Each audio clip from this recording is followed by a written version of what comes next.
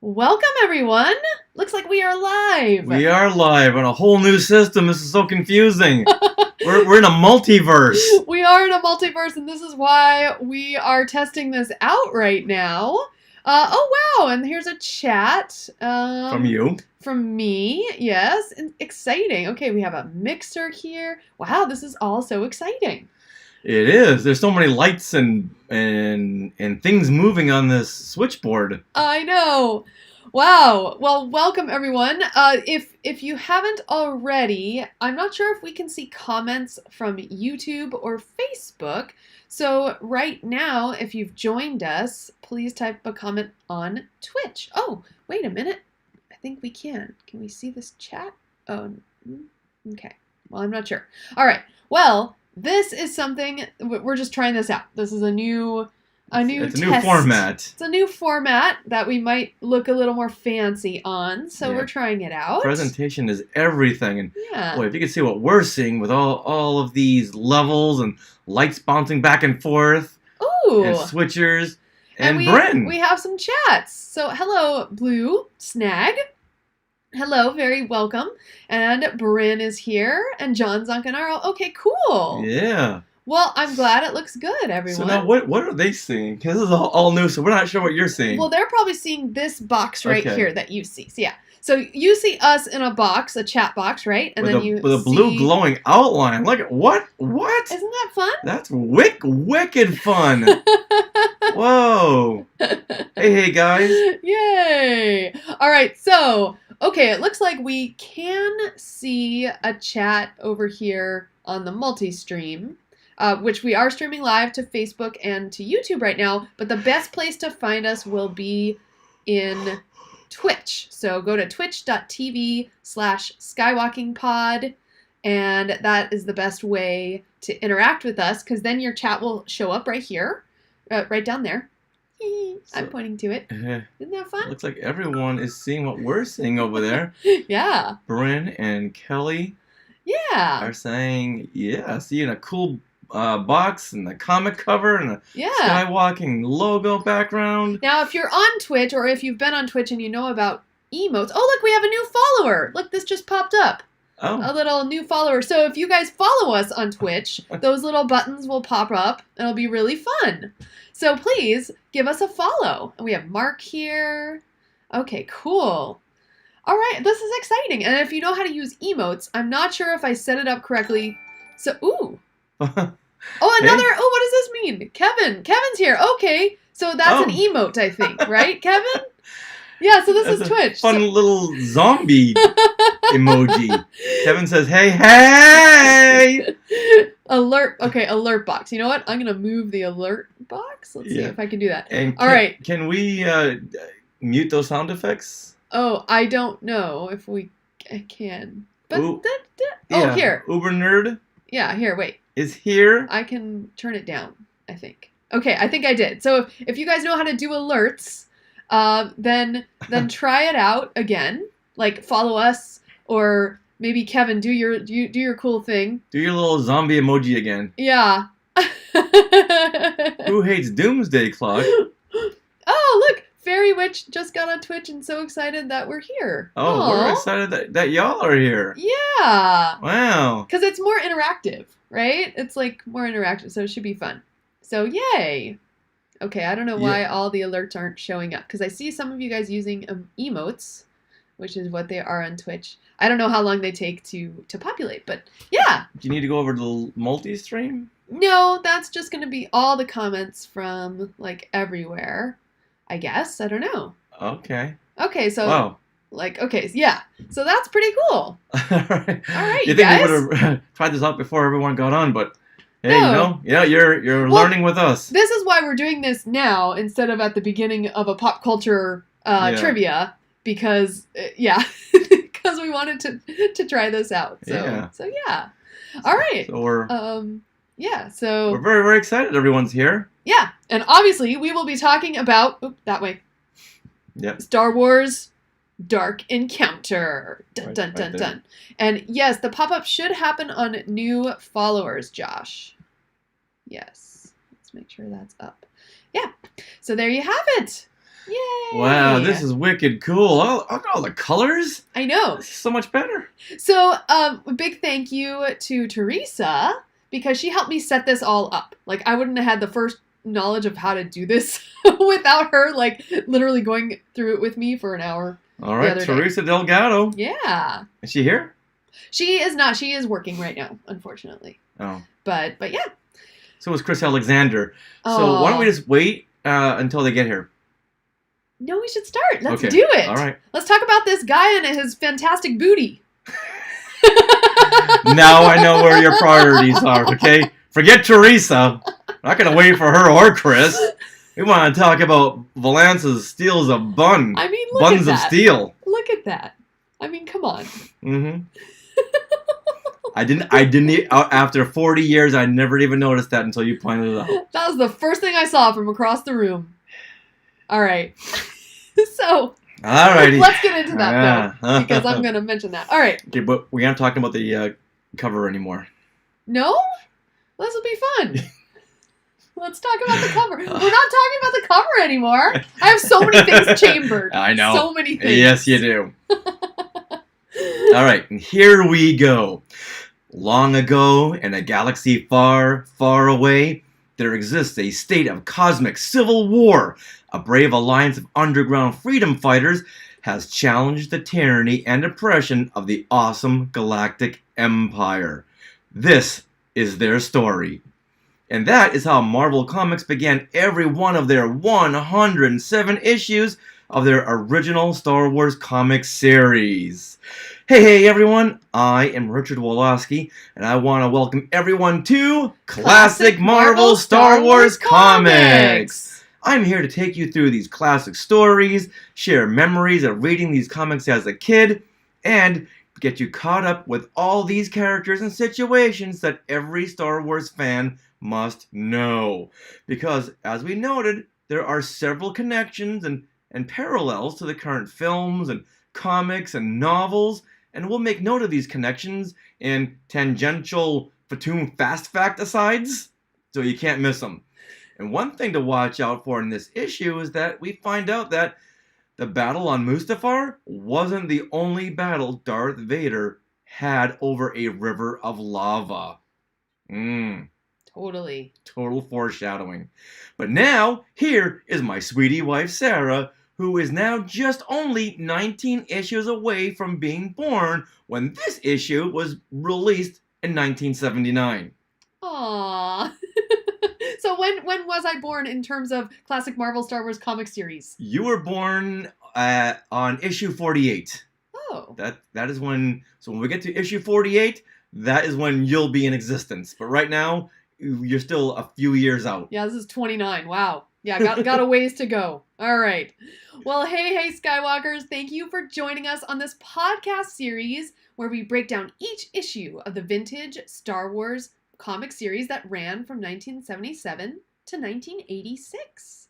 And as you may have guessed, I'll be reading these comics for the very first time and sharing my 21st century response to these comics, as well as my artistic thoughts.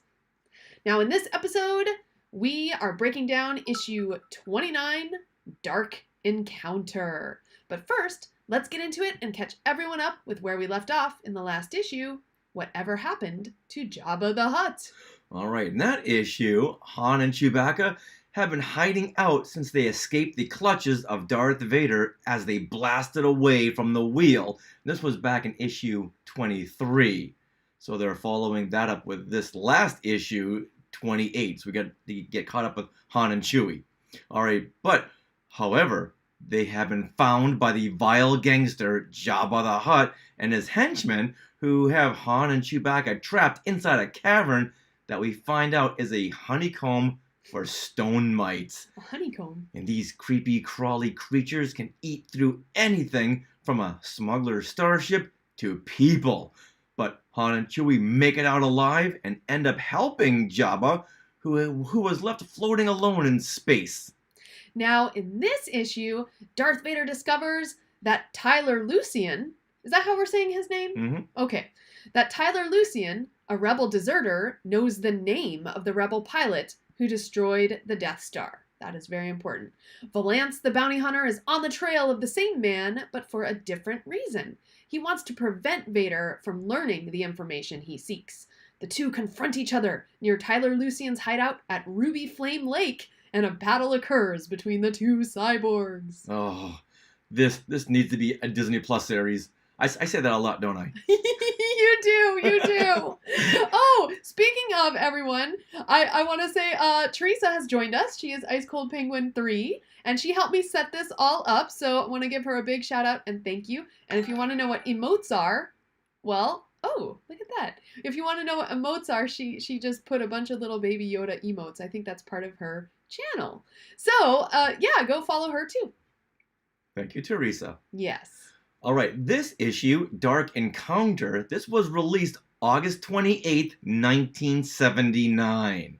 And it was written by Archie Goodwin, artwork by Carmen Infantino, Glennis Wine, and Bob Wyacek.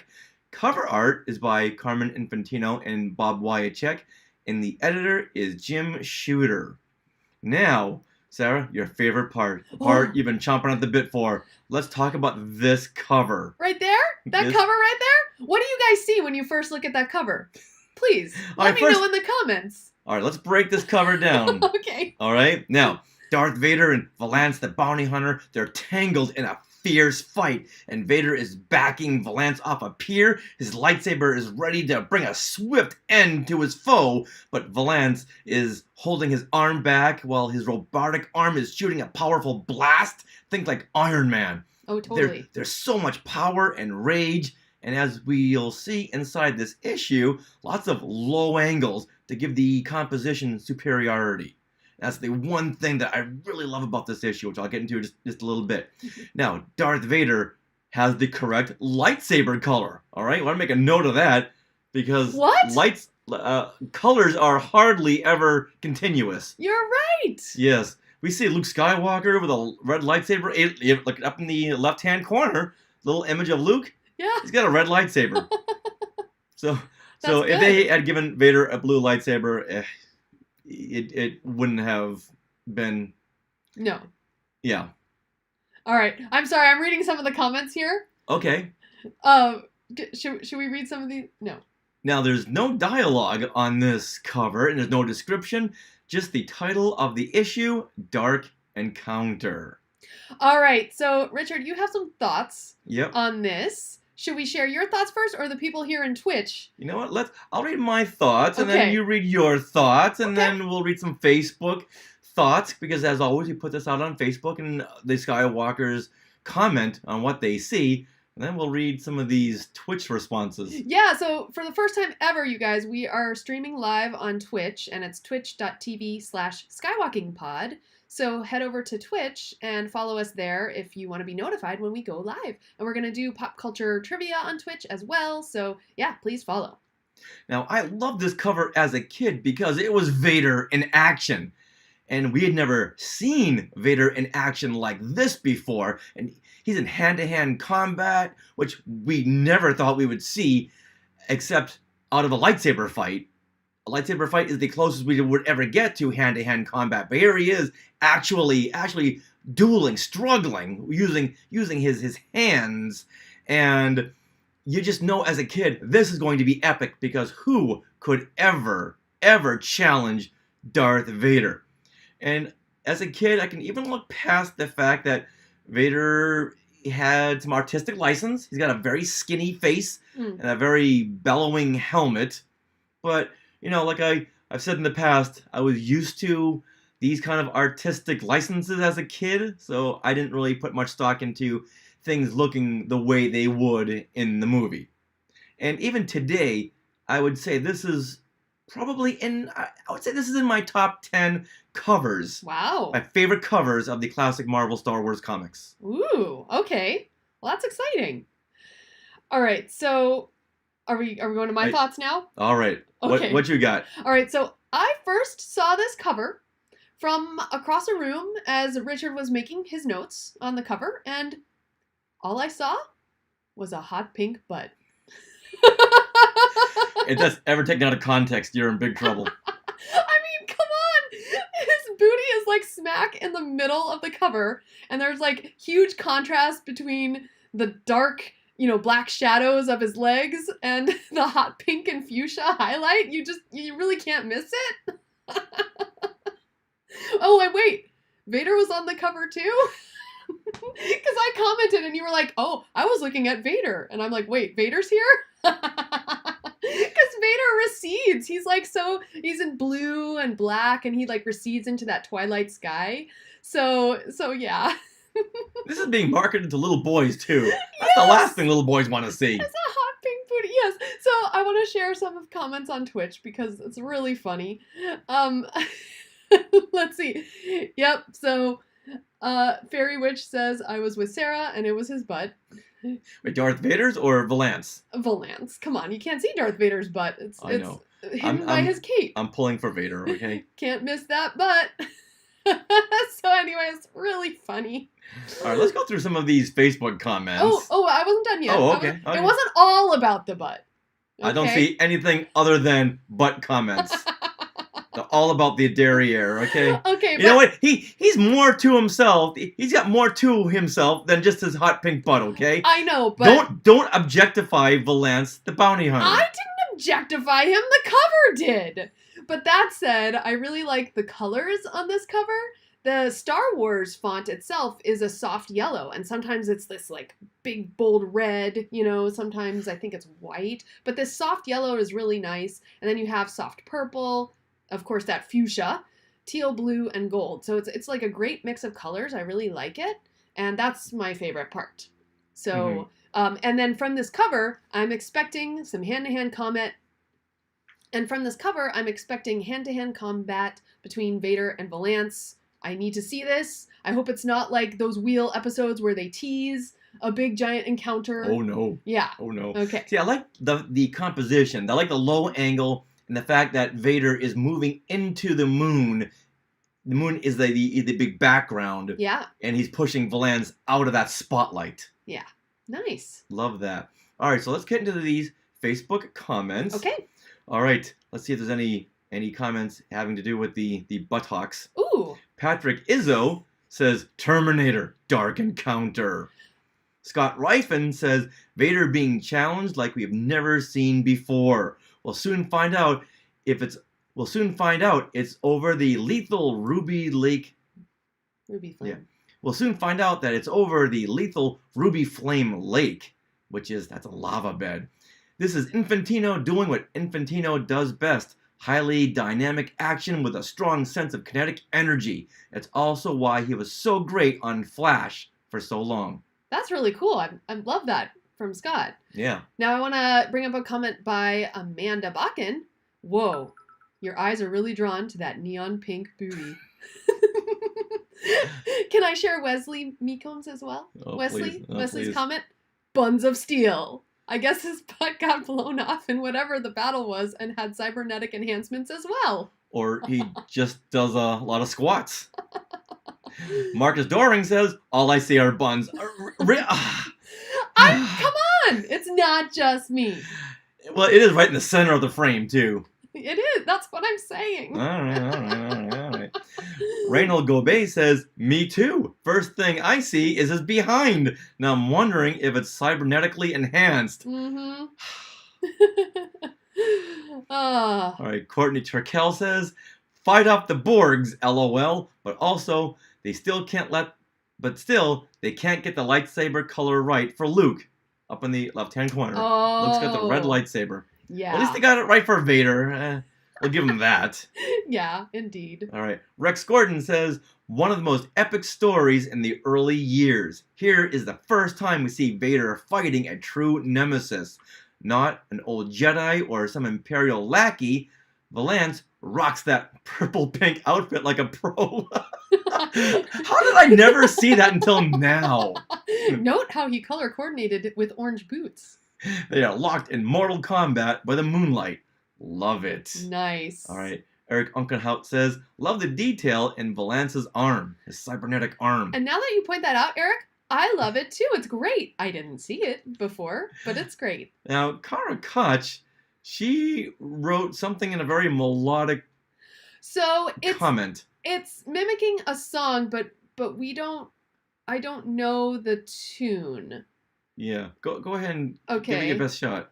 Bylert is Bylert. What's that mean? That's his first name. Bylert Valance makes you feel he's a cool cyborg with a heart of steel. As Hunter Man, all blasters ablaze, he's fighting and smiting a dark lord with repulsor rays. Amazing circuits, that's Hunter Man.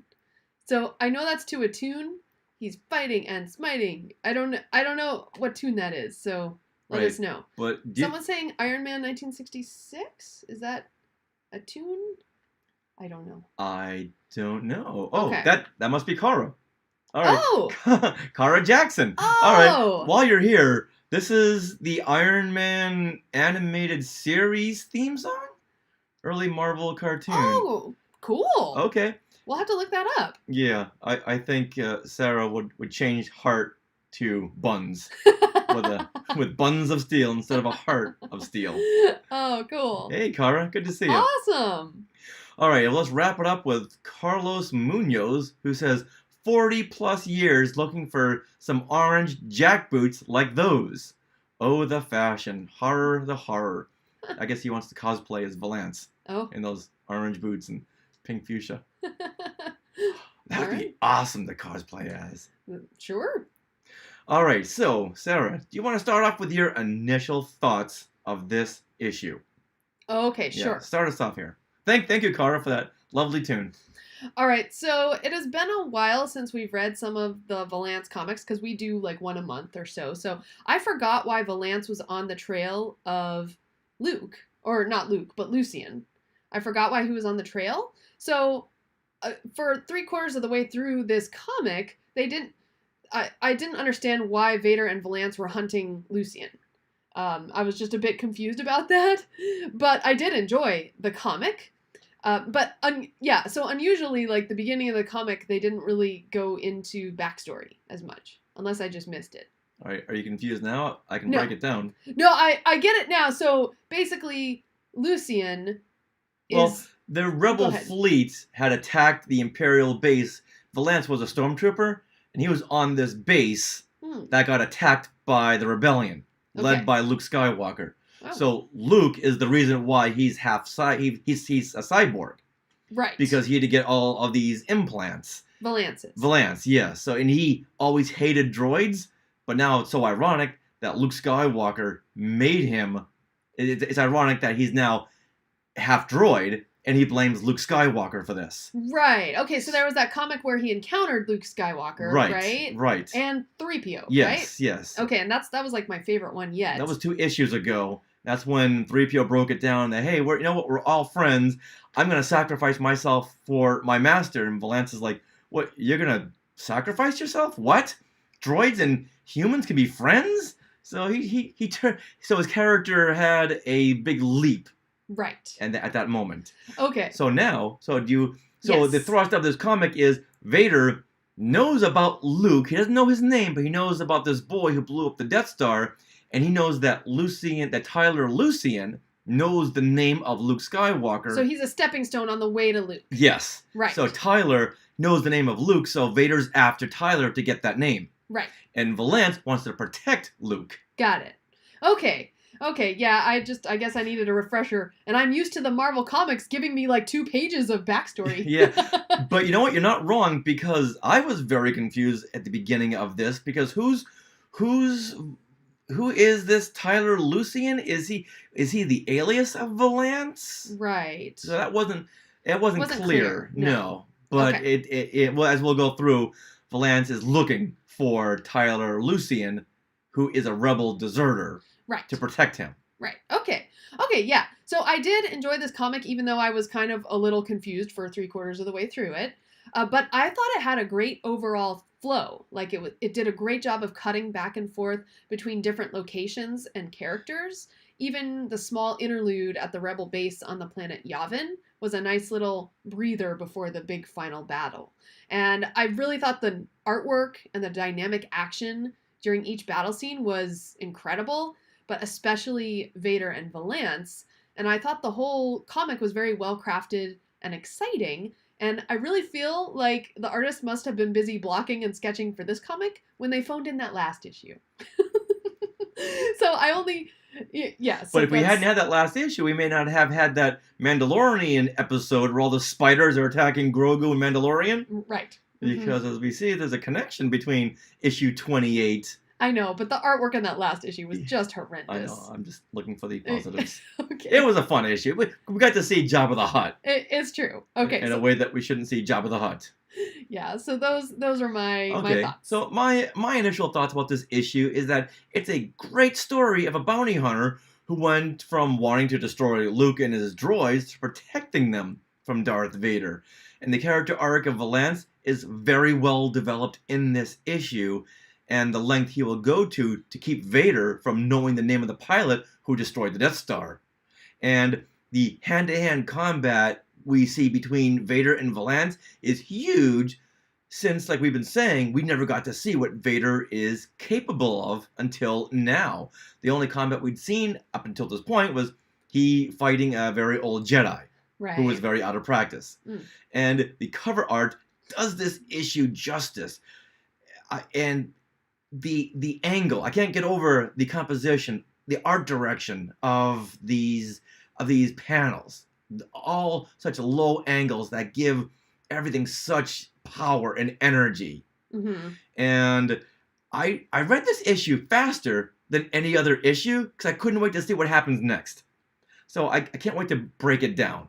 Yeah. Now, I do want to say, like, the art in this issue is fantastic. And if you guys are listening via podcast, just via the audio, make sure to head to our Twitch channel because the video is recorded where we share all of these pages as we're talking about them. So that's twitch.tv/skywalkingpod. And you'll be able to go through back episodes.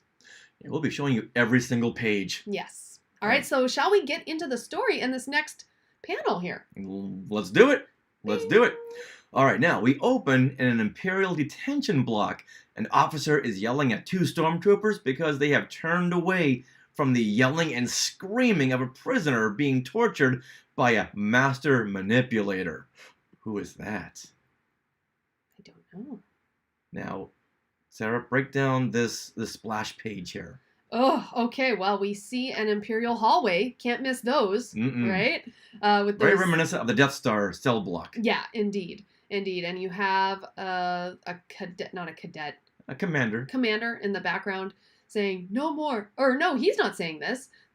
So two stormtroopers and this commander are overhearing through the door panel, no more, no more. Anything you want, I'll tell you. I'll tell.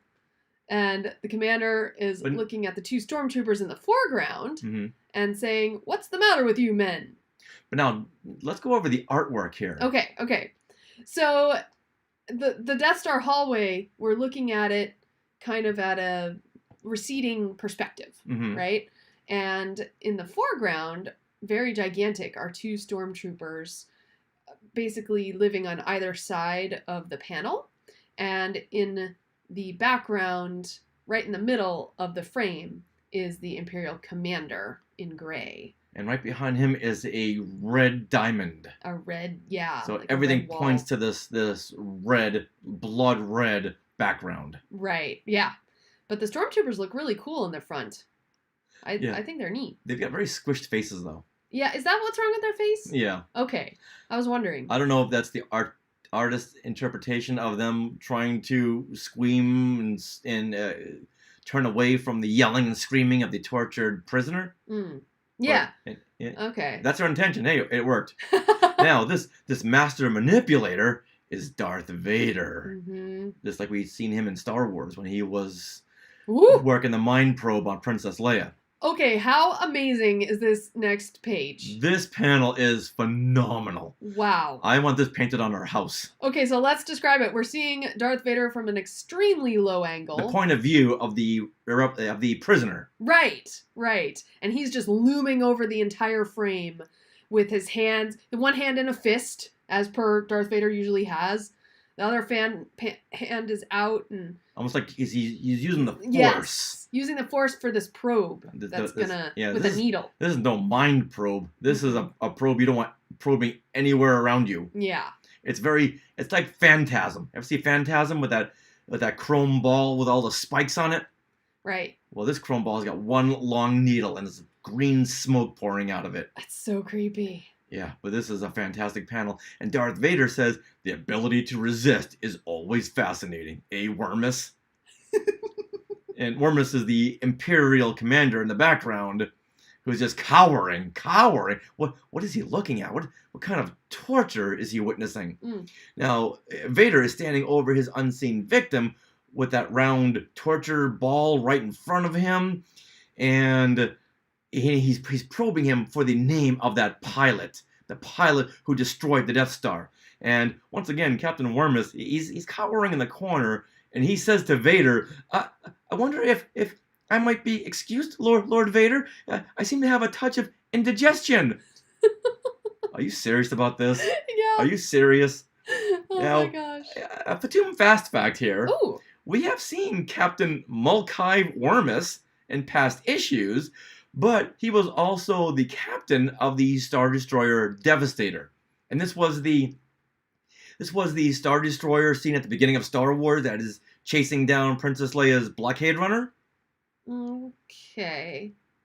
Oh, okay, the got first it. battle we see in Star Wars. That Star Destroyer is called the Devastator, and Wormus is the captain of that Devastator. In fact, he's the one who tells the gunners, fire on the blockade runner. What, is he actually credited in Star Wars? No. Oh, okay. This is all expanded universe. Okay, gotcha. Yeah, so they retconned him into being the captain of that ship. I understand. Of course, in Star Wars, no one ever heard of Wormus. So, going back and seeing all of the retconning they did, they said, okay, Wormus was that captain of that Star Destroyer. Got it. And he's a coward by nature, but Darth Vader likes to keep him around to psychologically torture him. Ooh. Because this guy's just a wuss. He really is. Yeah, and you would think that Vader force choked him a couple of issues ago, didn't kill him because I like to have him around just to toy with him. Like a cat and mouse game. Yeah. Now, I want to read here a comment on Twitch by Fred Egg Comics, who has joined us, and he says that this issue was incredibly exciting at the time. Vader jumping around during the fight was unexpected. This was before Empire Strikes Back, and Vader hadn't shown any sign of this athleticism in 1977. You see what I mean? All of us fans, all of us kids, were like, Vader's jumping and leaping, and he's in hand-to-hand combat? It's amazing. Yeah. I'm surprised that I even paid for this issue, because back then I was known for taking stuff and walking out of the store with it. As a 7-year-old, you're looking at this book and you go walking out because you're so enraptured in it. Oh, I see. Okay. Yeah, so you don't unintentional. Yeah, unintentional. Got it. So to the owners of John's convenience store, if I did, I owe you 35 cents. All right, now after Wormus, you gotta love that name. I Come know. on, Wormus. Terrible. He tries to cowardly leave the horrific torture display by claiming indigestion, but Vader says most people get indigestion after a meal, not before. Yeah, the Vaders from the film once again would have just force choked this guy right out. Yeah. Yeah, but yeah, Vader likes his little cat and mouse games, I guess. But now we cut back in time to a cantina where a hooded man is looking for a guy named Tyler Lucian. And we would have a Fatum fast fact here, but this is it. Aww. We'd never see him again. Now, he asks the bartender, the hooded guy, asks the bartender named Merle, and guess what? There's no Fatum fast fact for him either. Oh, here we go. Now, he asks Merle to help him find this rebel deserter since he knows Merle is known for helping to hide people for a price. And in the foreground, we see a Gordel from the Mos Eisley Cantina sitting next to a Sakian, known as Coleman, who we also see in the Mos Eisley Cantina. We also see him in the Star Wars Holiday Special. Now, Merle goes for his blaster hidden behind the bar, but before he can fire a shot, the hooded man smashes his hand through the bar and grabs the blaster. And Merle calls for his backup, who just happens to be the Gordel named Yuri and the Sakian named Glocken. And the hooded man, he blasts the two henchmen, and they go down. Oh, yeah. Yeah, Yuri takes a shot, and it's very hard to... Yuri is the Gordel, and Mm-hmm. it's very hard to see what he's hitting in this Yeah. shot. I was But confused by these panels, yeah, honestly. but the hooded man fires back, and we see that he's hitting the girdle in the hand, and it looks like there's like blood splattering from his Ew. hand. Yeah, it's very hard to see what is going on. This is Yeah, like these top drawn two panels right like a there. Christopher Nolan Yeah. film. Like what is going on? Pull back and Right. show us what's going on. 'Cause I had to go back and forth a couple of times to go, okay, what is he hitting? We see that he's hitting Valance, but where? And who is down, who is not down? Right. So when you're going through this comic, you got to look at it a couple of times. Yeah, it's kind of like the Thor comics. I couldn't tell where that hammer was bouncing. now, the hooded man whose head is smoldering. So I guess when the girdle shot him, he just skinned the top of his head. Right. And since he's half cyborg, maybe hit the metal part. Yeah, he did, because that's the metal side of his head. Right. So his head is smoldering, and he turns the blaster on Merle and says, "You are about to tell me something?" Narration reads, swiftly, the cantina owner begins to talk. All right, now the hooded man tells the troopers his name is Valance. Valance the bounty hunter, and there was a misunderstanding which didn't end well for the others and Merle. Oh, so Merle went down too. In fact, Valance was rushing to report this when he was stopped by these troopers. Yep. And one trooper, he's buying into this, but the other has a bad feeling and pulls down Valance's hood and reveals his face, which is half droid. Oh. All right, now, the trooper says he can't let a cyborg get away with killing people, and Valance shoots them with his palm blaster with a... Frzak! So in the course of, 10 minutes, he Killed brought like down 4 5 people? 5, Mhm. yes, 5. Okay, so this is another panel where I didn't understand what was happening right there. Valance and his hand thing, because you don't really know which way the blast is going. It looks like something is blasting his hand, Right. but I guess the blast is coming from his hand, like yeah. Iron Man. Yeah, those Iron Man turbo blasts. Right. So I was like, oh, later on in the issue when he's fighting Vader, I think Yeah. you get more of a sense. Well, we do see him using those turbo Iron Man blasts from his hand before. However, you're right. It looks like the blast is going into his hand, not out of his hand. Right, because yeah. All right. Anyway. Okay, so that's cool. Let me see. So where are we going? Oh, we have to cut to... All right. Now Valance runs away and says, "Now I'm committed. I'm in a race against Darth Vader, and Tyler Lucian is the prize." I'm really glad that he said that. Yeah. Well, he's got to tell the audience, okay, now there's a ticking clock. At the amount of times in these issues where a character says needless like info, like you would not be speaking like that. It's funny they mocked this in the movie Arthur with Dudley Moore, and he's like talking. He's like, who am I talking to? There's no one here. Well, coming up, there's a moment where they break the fourth wall in this issue, so I will be talking about that. Okay. All right, now we cut to Ruby Flame Lake on the planet Centaurus, and this was once a very popular resort, but the Empire came and mined everything it could and left polluted rivers and left elegant guest towers in ruins and disuse. Mm-hmm. And looking into this lava bed below is Tyler Lucian, who looks like a very scruffy Luke Skywalker. Yes, okay, so I really love this panel right down below, that lower panel right there, with the vague reflection of Tyler Lucian in it. I think it's just very introspective and artsy, and it's taken from his point of view because we see his feet on the bottom of the panel. Right. Like he's looking right into that lava bed. Yeah, and he's with all the swirls going around him, like that's his. Right. That's where his mind is right now. Now his narration is saying, he's actually saying this out loud. One more step is all it would take. An easy plunge into those blood-red waters. The pollutants in there can dissolve metal in hours. Flesh would surely only take minutes. Ooh. And then we go on, and he keeps on talking. But if I had that kind of nerve, I wouldn't have fled Yavin Base as the Death Star was approaching. Annihilation seems so certain. If there had been a shred of hope, I might have held on. And he keeps on talking. He keeps on talking. And then... Well, then he mumbles the name Luke Skywalker, a which... mere farm boy from Tatooine, Luke Skywalker.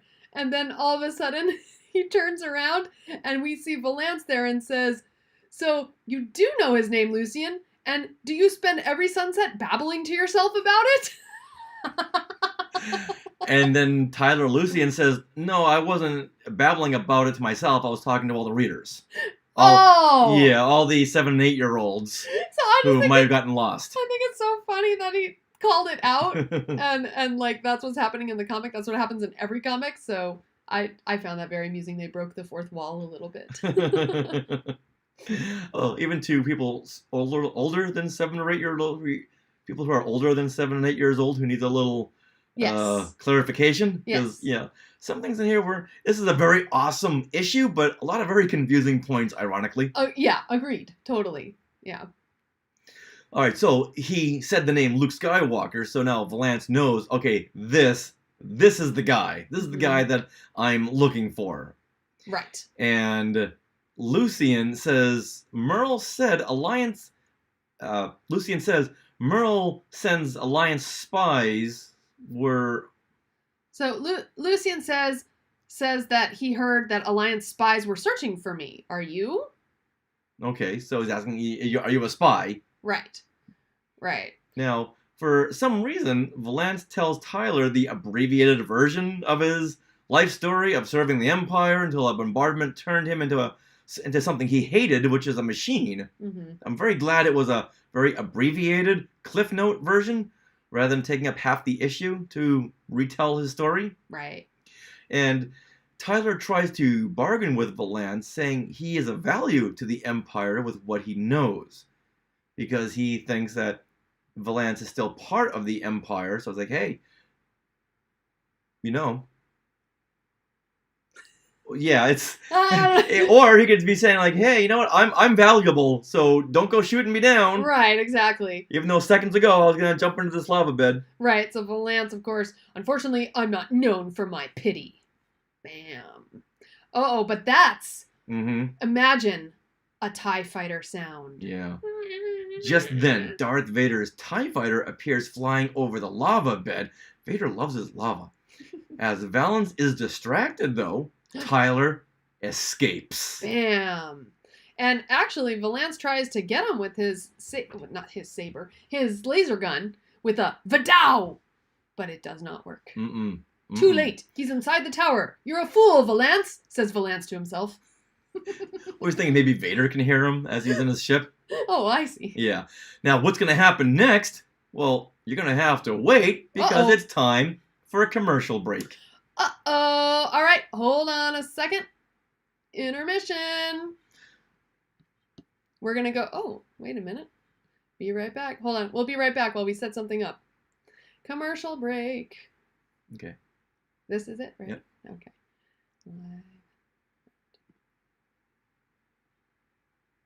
We're back. Now, Marvel and Hostess team up once again for this issue's crossover ad titled Captain Marvel versus Professor Sneer. Woohoo! Captain Marvel! I'm so excited. To update this dramatic reading, we're going to change the male Captain Marvel into the female Captain Marvel. So that I can narrate. It would be only appropriate. All right. Captain Marvel is flying through outer space holding a silver cylindrical canister. Propelled by a glittering beam of photons, Captain Marvel closes in on Professor Sneer's spaceship, Sunkiller. Sunkiller? Whoa. All right, Captain Marvel. I must stop Professor Sneer from extinguishing the sun. If I don't, all life in the solar system will perish in a lethal cloud of ice crystals. Captain Marvel opens a hatch and jumps in the ship. Professor Sneer! Captain Marvel! Not even you can stop me from destroying the sun. Everything will then be nice. Nice and frigid. Ha ha ha ha ha! Your problem is that no one's ever done anything nice for you. But I'm going to change that. She pulls back She pulls packs of Hostess Twinkies from the silver canister. All right, what does he say? Well, you'd better do it fast. I've set the Sun Killer Ray on automatic. And Captain Marvel gives Professor Sneer a pack of Twinkies.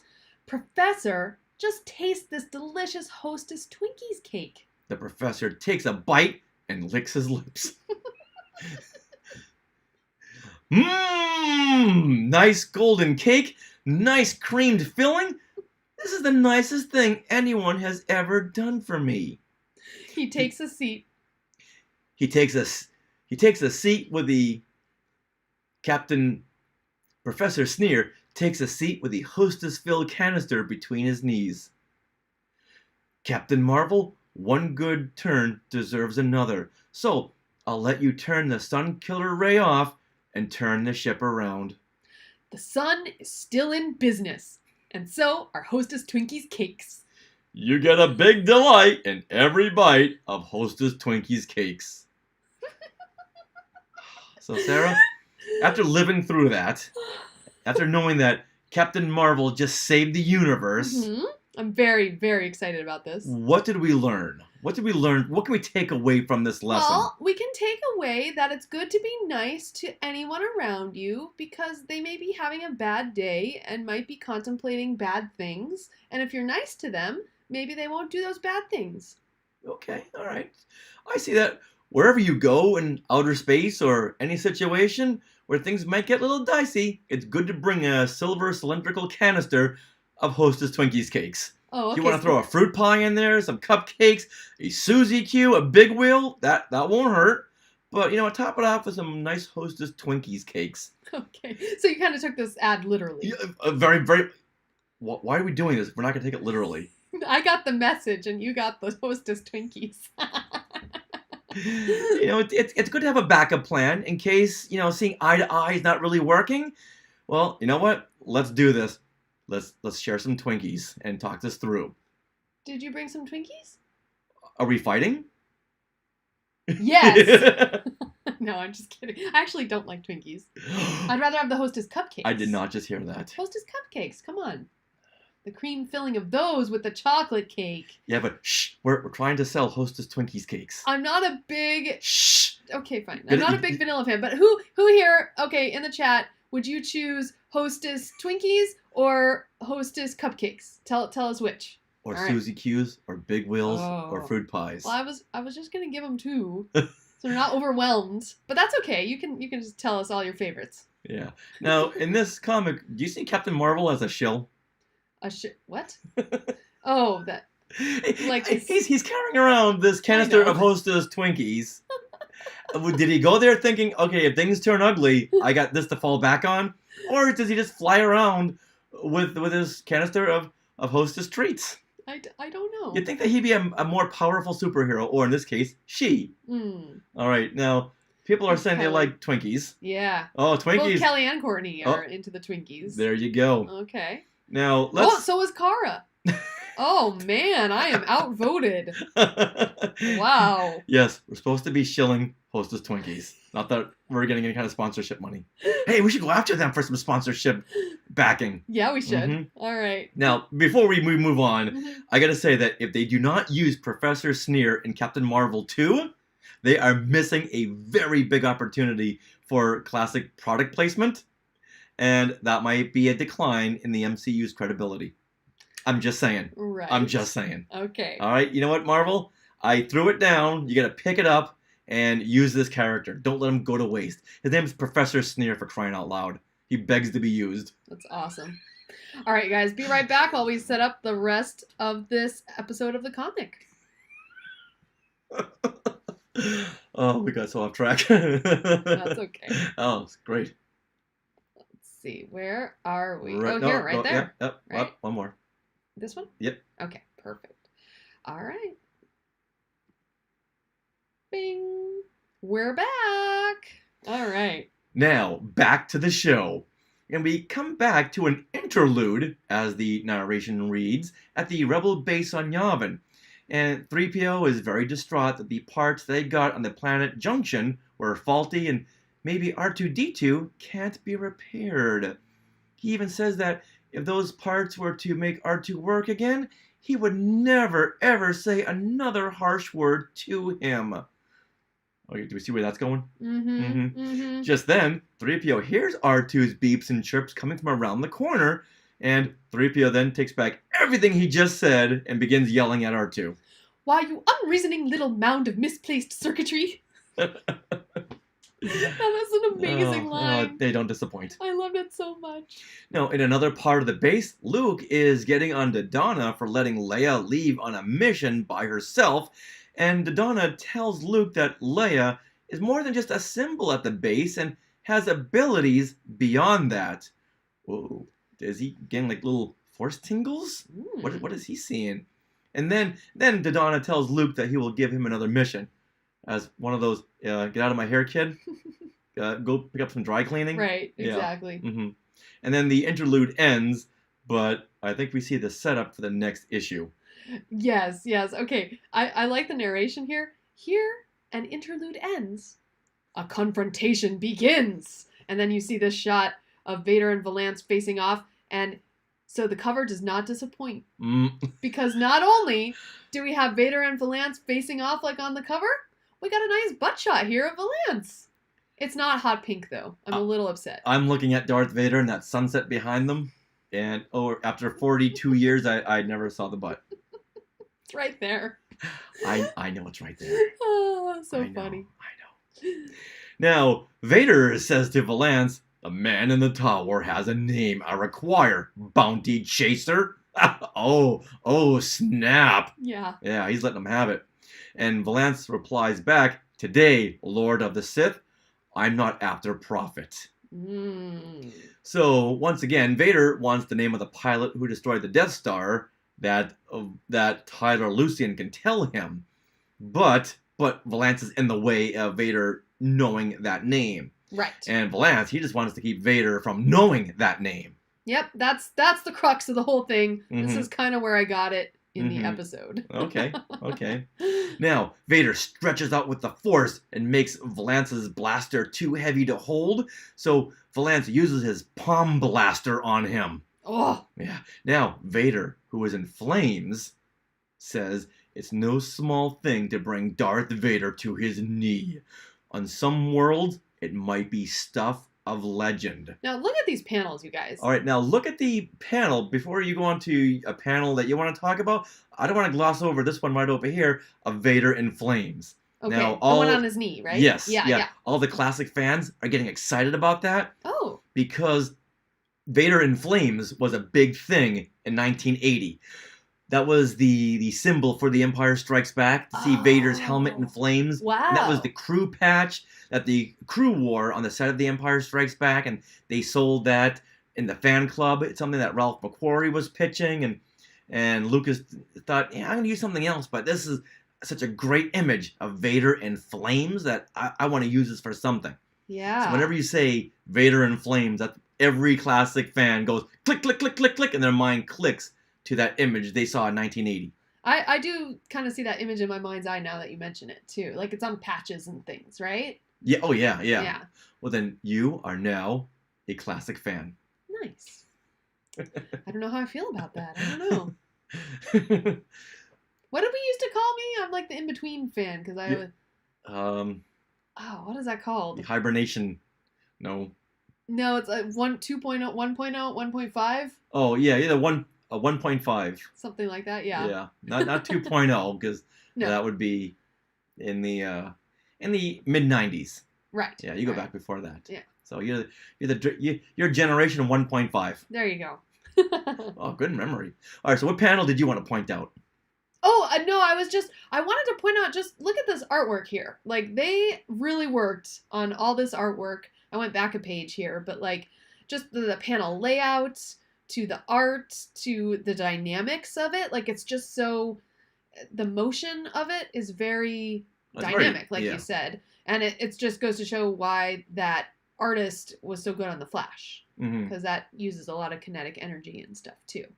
So, yeah, that's what I wanted to show it. Okay. This is why it's a favorite issue of a lot of people, apparently. But now, Vader doesn't want to kill Valance since he thinks, well, you're very powerful. I might be able to use you. And Valance snaps back, a useful freak, not unlike your own position with the Empire.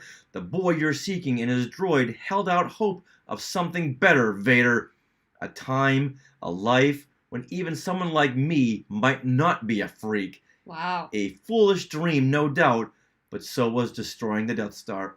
Oh, kick him when he's down. No kidding. Oh my goodness. Yeah, and Fred at Comics is also mentioning that line. Yeah. Valance really hitting Vader where it hurts. Yeah, and the readers of the modern day Darth Vader comics knows that Palpatine has been torturing Vader because of all of his failures, including the Death Star destruction. Oh, wow. Yeah, so Valance just twisting that knife. So if you think everything being connected, it just plays a bigger part. Agreed. Now with that, Valance blows a big chasm in the pier, but Vader leaps right over it. And Valance gets a left hook right across Vader's face mask, and Vader then does something off screen or off panel, but the result left a big burning hole in Valance's chest. Now, why would this be off panel? You'd think. Yeah, we've seen that. We've seen characters getting blown in the chest before. Mm-hmm. I think, it's one of those. It's more powerful what you don't see than what you do see. Now, as Vader turns to find Tyler, Valance grabs his foot, hoping to stop him. And Vader, he admires his willingness not to give up and even offers to help him if he'll join the Empire. Mm-hmm. Oh! Are you seeing another butt shot? It's another butt shot. Come on. Oh, God. Would you? Come on. Now, Vader says to Valance, have you been working out? Oh, wait, he doesn't say that. No, I'm sorry. But the narration reads, squeezing, tightening. On the same panel. Do I get to take this comic away from you? I'm sorry. It's right there. It all started with the cover. I wouldn't even be thinking about this. It's not your fault. I blame Carmen Infantino and Bob Wyatchek for all this. I think so. All right, Vader, he says to Valance, if I don't get him today, then I will tomorrow. And what will you have sacrificed? And what will you have sacrificed yourself? And Valance says he will have brought a time, and Valance says he will have bought time since he knows Luke is growing more powerful and someday he will be Vader's equal or even better. Yes. And then Vader slashes down with his lightsaber, but Valance quickly rolls out of the way into the lava bed, pulling Vader with him. Oh. But Vader quickly grabs onto the pier and slashes down with his lightsaber, severing Valance's arm, and the bounty hunter plunges into the lava below. No! And I liked Valance. Before he plunges, he says, I hate you! Isn't that a different thing? Yes, yeah. That's from Mustafar. Yes, it is. The circle is now complete. But, Aww. I don't want to spoil anything, but all I can say is don't be too sad. Okay. Oh, okay. Well, that's good. Mm-hmm. In the meantime, before we go on to the next page, look at this amazing artwork again. I really love this panel with Vader. Valance has dragged Vader down, but Vader managed to cling onto the dock with like one hand, and he's like reaching. You can tell he's really struggling in this one panel in the top right here. And his eye, it just looks like he's looking at us going, please help me stay on. Like, it's just really good art. Oh, it's fantastic. Just that one eye. Mm-hmm. Yeah. Like when we see Vader in Rebels, he's got like that one slashed eye. All this comes down to that one eye. See all the connections and parallels? Also, at the end of Empire Strikes Back, when they managed to go into hyperspace, Han and Leia and Luke and everyone, and there's that one shot of Vader in profile where you just see the one eye, and the way his helmet is, it looks like a sad, like his eyebrow is, doing this sad face. Mm-hmm. Yeah, it's good stuff. Oh, okay. And Fred in the chat says, Yoda hangs on like that in Revenge of the Sith, where he's Oh, like scratching the yeah. surface as he's trying to hang on. That's right. Yeah, another good connection. All right, now, Tyler Lucian knows it won't be long until Vader climbs to the top of the tower where he's hiding. And the man who could not face the Death Star finds the courage that has so long deserted him. Oh, And he plunges himself into the lava bed, taking the name of the rebel pilot who destroyed the Death Star with him. wow. Now, what's interesting is that it's not clear what happens to him. You just kind of have to put it together that he jumps because there's no jumping body out of this tower. It's just you just see the splash and like kind of a line that went from the top of the tower to the lava. And I think that must have been for like kids' sake, too graphic to like show someone killing himself, right? I mean, Committing suicide. yeah, Yeah, with that yeah. little disclaimer. Right, right. So I think that's why they didn't really quite show it. Or the narration. Usually the narration tells what everything is happening. Yeah. And so instead it just kind of leaves it very, very vague. It says vague to an 8-year-old. he finds the courage that had so long deserted him. Yeah. Well, even kind of evaded us too. This Yeah. what happened because it took me a couple of minutes to realize, oh, he jumped because you see a motion line, but it looks like someone's spraying water out of the top of the tower. Right. Oh, I got it right away, but I was like, oh, interesting, the narration. Well, you're smarter than me, okay? Because I didn't get it right away. That's okay. Well, yeah. So that's a sad. And then the narration kind of takes a beat here because it says, "For a time, the only sound on Ruby Flame Lake is the steady, labored rasp of the Dark Lord's breath mask. Then he turns." And makes his way back to the orbiting cruiser, and back we are on the panels. But yeah, well, Darth Vader does make his way back to his Star Destroyer, and we cut to a panel where we see two stormtroopers talking amongst themselves, and one trooper says, "Finally off duty. I hate these double shifts." And the second trooper says, "Right, I can't wait to shed this armor. Been in it for so long, I feel like a blasted Borg, or worse." again, with the Star Trek crossovers. Mm-hmm. But Darth Vader overhears the troopers and says to Captain Wormus, "We are on alert status. Every off-duty personnel will remain in full armor." Oh, he loves Wow. his playing with his troops. He loves playing these psychological mind games with his troops. That's so mean because, man, like, ugh. I don't know. Well, fit for Vader, he's like, it's the Empire 24/7. Mm-hmm. Now hearing these two Imperial stormtroopers saying, "Yeah, off duty. Yeah, I can't wait to get back and kick my feet up and take off this blasted armor." Vader's like, "Oh no. That's not what I want to hear." Nope. How do they go to the bathroom though? There's the codpiece flips up. I just totally made that up. I would hope it does. But then you got the cloth underneath. All right, all right. All right. All right. From there, a long search begins again. But at the bottom, we see next issue. The end. But at the bottom of this page, you see next issue, A Princess Alone. One more time. Oh. But at the bottom, you see next issue, A Princess Stands Alone. That's a cliffhanger. Who? Who? Who's it gonna be? Well, I think it's Princess Leia, so now I'm excited to see this next issue. Oh, yes. It's a very exciting one. Yeah. Oh, really? Judging by I peeked at the next cover. Yeah. I can say that this next cover it would also make my top 10 list of favorite covers. But you can't look at it just yet. You gotta wait another 4 weeks. All right, so let's give our last thoughts about this issue. Richard, do you want to go first? Sure. Like I've been saying all along, I think this is one of the best issues to date. You can't go wrong opening the story in a cantina where you see Mos Eisley aliens. Awesome. Good twist to the story with Valance. The art direction was just top notch. I loved everything about this except for those very confusing moments. which there were many.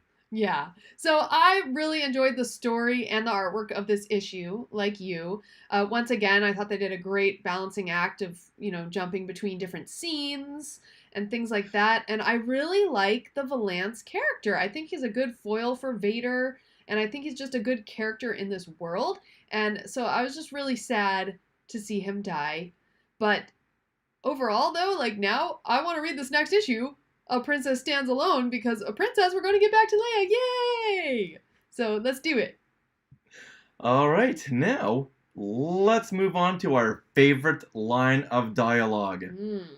All right, so you go first. All right, I'm going to say on page 14, Vader says, "It's no small thing to bring Darth Vader to his knee. On some worlds, it might be stuff of legend." Nice. I love that. I love that. Speaks about himself in third person. Can't go wrong there. And it just says everything that Vader is. Something that no one can bring Vader down. And to say that you have, well, that's gonna make some history books. Yeah, definitely. See, Valance is so good. He's a great character. All right, I'm gonna go to my favorite line, which comes at the very top of the comic here. And that would be the narration. And I think the last comic narration was like my favorite line. So I'm calling narration a favorite line of dialogue. Is that okay? Sure. Yes. That pass muster? Okay. Yes, okay. It does pass muster. All right. So this is when the stormtroopers are overhearing this torturing that Vader is doing, right? And here's the narration. Stormtroopers have heard screams, but somehow not like these. Not screams twisted out of a man's very soul by a master manipulator. That's good stuff. I know. That is Archie, good one. You really hit your pinnacle with that line. It's good stuff. All right, now what, Sarah, is your favorite panel? Well, why don't you do yours first? Okay. All right. Okay. All right. I'm gonna go with page number 2, and we see that canted low-angle shot of Darth Vader with the torture droid in the foreground and Wormers cowering in the background. Once again, I would paint this on my house. It would be a great piece of art. Yes. It's that point of view shot. Vader's one hand is in a fist, other hand, you can tell he's about to do some kind of a force manipulation. And his armor is that bluish black. Yeah. I just love this panel. And his face mask looks a whole lot better here than it does on the cover. Yeah, I agree. All It's great. Now, I would definitely say the same, so I'm going to pick something else as my second favorite panel. How's that work for you? Okay. All right, and that is when we first meet Tyler Lucian for the first time, and it's Lucian's reflection here in this bottom panel right there, and I just feel like it's just a poetic, beautiful rendering, especially because of what's about to happen, and it's also kind of displaying the turmoil going on in Lucian's head. Like, should he step off the dock? Like, it's just portraying everything in his mind, but in a piece of art. And I think that's really cool. And it's a great character reveal as well, because it's a reflection of someone, and then you get to see his actual character on the next page. So it's really neat. Yeah. Yeah. Once again, that's one of the panels where I think they're going a little bit deeper than they have in the past. Where, yeah, like you said, it's that reflection and what's going on in their mind. It's thoughtful. Like, the art in this is very thoughtful. Yeah. All right. Now, what is your most non-Star Wars moment or line of dialogue in this issue? Before we do that, Fred, Egg Comics, mentioned that he loves the panel with 3 images of Vader to show his jump. So I think that's later on in here. Next one. Next one. Yeah. Is it this? Yeah, right up top there. Yeah. Oh, yeah. I love that too. That's very like Flash, Yeah. That's really neat. Would have been awesome if Vader did like a shoulder roll or some kind of like a flip in the air. Yeah, that's really cool. Yeah, good suggestion, Freg. Good panel there. Yeah. Yeah. All right. So, do you want to go first? Your most non-Star Wars moment or line of dialogue? Yeah. So this is back when Valance was being accosted by stormtroopers in that town. Yeah. I forget. Outside the cantina? Outside the cantina, yeah. And the stormtrooper says, "We can't let something like him get away with killing normal organics." And that for one thing, it seemed like a very weird line, and like the fact, like, why would they say organics in Star Wars? It just doesn't make sense. And it's also just very, very, like, racist sounding. So I didn't like it. Okay. Yeah, like, because he's a, they're being racist towards him, or prejudiced, because he's a cyborg, and so, oh, we can't let the cyborg kill normal organics. Like, it's not good. I see where you're going. I don't like it. Okay, all right.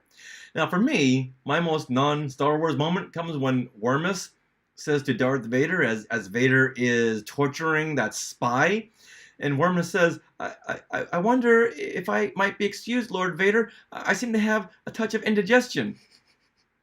Yeah. Never would you see these lines uttered anywhere else in any other Star Wars property. It's so silly. The fact that it's even here kind of repulses me. It really does. Okay, this might win my award for the worst line ever in a Marvel Star Wars comic. Oh my gosh. Yeah, because once again, why would you say that to Darth Vader unless Wormus knows that, well, I've done worse and Vader's let me go? He said some really weird things to Vader. Yeah, over the course of these comics. But he's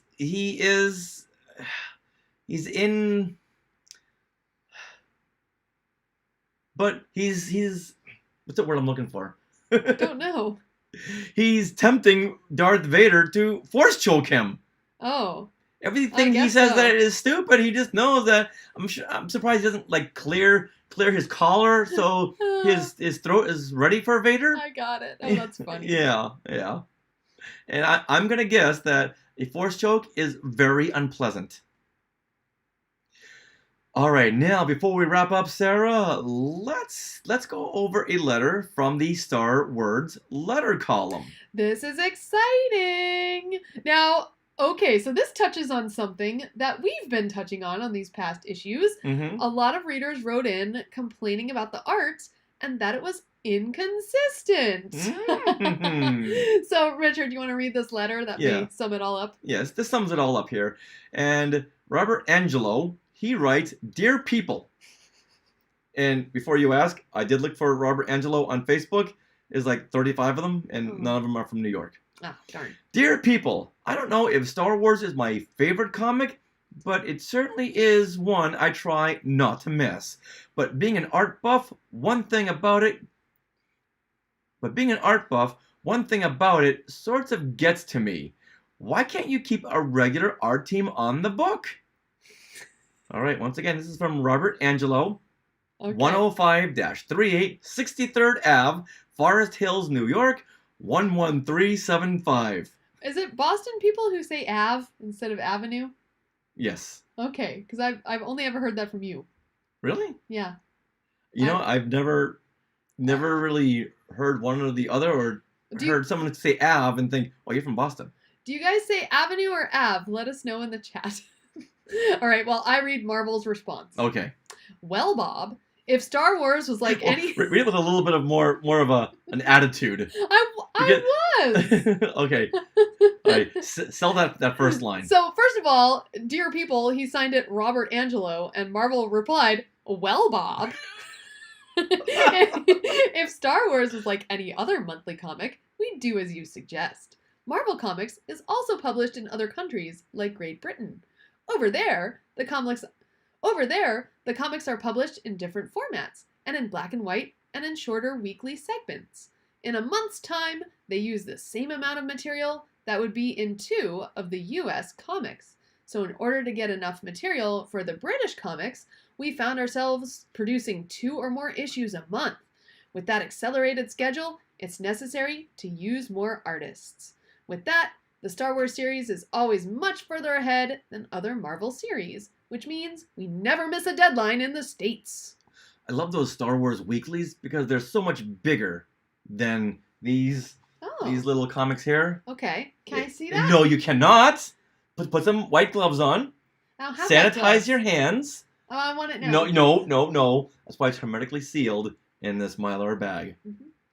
So yeah, they got it weekly, so they had to produce way produce Quicker. these stories very, very quickly. Wow, that's a lot. Yeah, I have some of these Marvel weeklies. I should have pulled them Hmm. up. I'm not sure where they are. Okay. But it's not funny, but I'm so surprised that Marvel printed some of these letters Mm-hmm. criticizing their artwork, because a lot of people had criticized the artwork in this Star Wars column, saying, Oh. "Hey guys, uh, what's going on? What's happening over there? Who's not getting paid?" Yeah. But you know what? Who's I running out of hand it time? to Archie Goodwin and Jim Shooter for putting those letters in here and addressing that, because now we know. Yeah. Yeah. It's interesting. Oh, welcome, Rex. Oh, Rex So Gordon we're just seeing joined him. us. Yeah. Oh, Keith Newman lives in Boston. Hey, Oh, cool. fellow Bostonian. Where in Boston are you from? He's on YouTube. He's watching us on YouTube. Cool. And Rex is on Facebook. But if you guys, oh, and Pierre Kelly is also here, Richard Lee. But if you guys really want to join us and see your comics pop up, oh, so Rex is popping up in. Okay, good. Okay, let's we're almost done here. So Okay, let's read this first. Sorry. This is the first time we're using this system, so here we Okay. go. All right. Well, thank you everyone for joining us on. Well, thank you everyone for joining us on Classic Marvel Star Wars Comics, where we just went through Star Wars number 29, Dark Encounter. And we'll see everyone back for issue 30, A Princess Stands Alone. I made a mistake. It's Princess Alone. A Princess Alone. Thanks to Rob Dellinger for our main theme jingle. Not jingle, right? Yeah. Okay. Thanks to Rob Dellinger for our podcast theme. Check out Rob at alpharhythmkings.com. And please check out the rest of the shows on the Skywalking Network, Skynet. like Talking Apes, Neverland Clubhouse. the Max Effects Podcast, Resilience Squadron Podcast. and Totally Tell Me Everything. Totally Tell Me Everything, and our flagship show, Skywalking Through Neverland. You can find them all at skywalkingthroughneverland.com. Now, Skywalkers, if you are part of the Skywalking Force, our Patreon, we are sharing our WandaVision Zoom chats that we have each week. And anyone is welcome to join those Zoom chats. Just follow us on social media and you'll get a link to those. But if you want to listen back to them, you have to be part of the Skywalking Force, and then you also get the benefit of supporting this amazing network, which is growing by leaps and bounds. So head to skywalkingforce.com to check out all the different levels available, and thank you so much to those of you who are part of the Skywalking Force. Now, we are at Skywalking Pod on Twitter and Instagram and Twitch. And TikTok. Which we do. We do these little minute videos with all the highlights of the panels on TikTok. Super fun. Also, I do want to encourage you, speaking of Twitch, if you are just listening to this as audio, if you want to see the issue that we're talking about as we talk about it, head to twitch.tv/skywalkingpod and you'll see the saved video of this episode. It's really good. It's so pretty. Like, this issue is just amazing. Now, you can email us. We are share@skywalkingthroughneverland.com, and we love your reviews on Apple Podcasts or wherever you've been listening to us. They are greatly appreciated.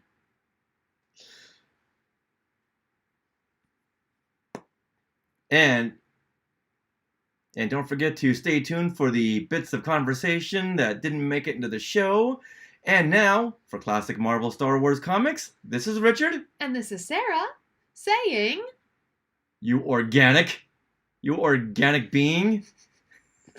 Forp! Fatum. Lord Vader, may I be excused?